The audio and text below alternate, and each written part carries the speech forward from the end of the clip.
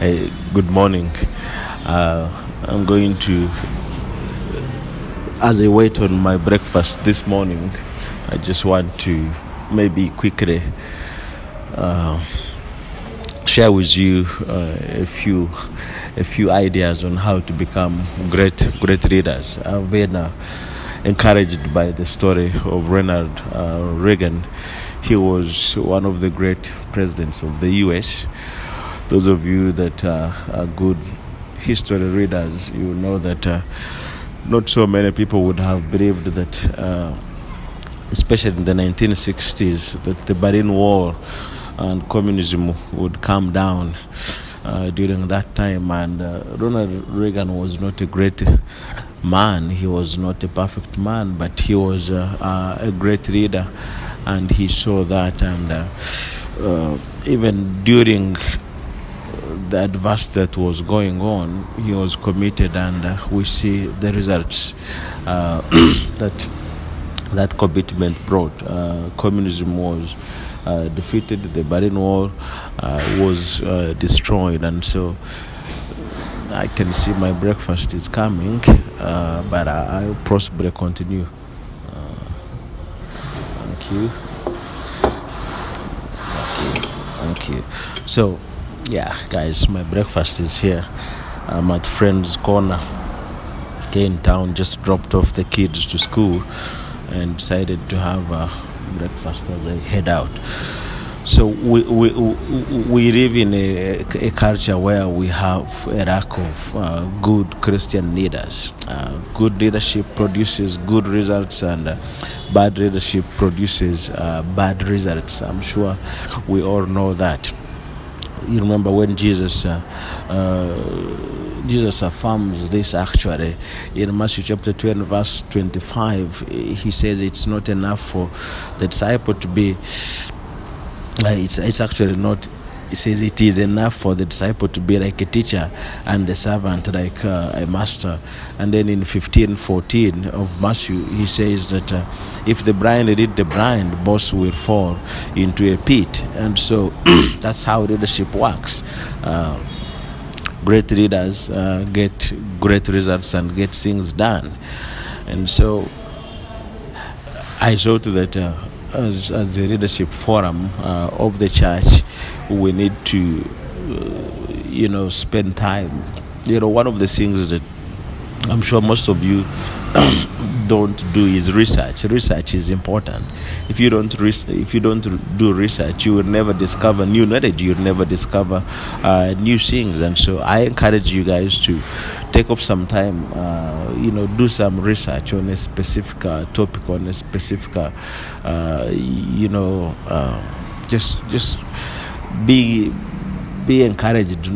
Learn how to read. That's the gist of it. So the church needs to understand what makes a great reader in God's eyes. The Holy Spirit can empower us, and we can raise readers that will impact the world even much more than Ronald Reagan, because Christian leaders are not just political leaders, because they are producing eternal outcomes.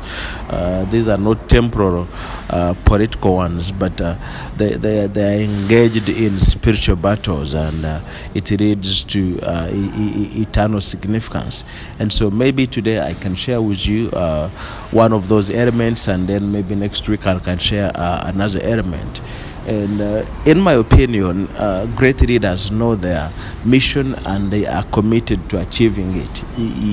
When you attempt to be a leader, you've got to have a mission. You've got to not just have a mission, but have that commitment, the zeal, and say, you know what, this is what I am meant to achieve, and I am making a commitment that I will go for it.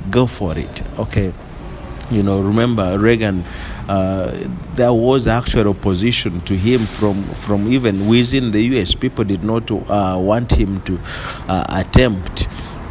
But even despite that opposition from his fellow countrymen and the fear that was there, he did not accept that fear. He did not.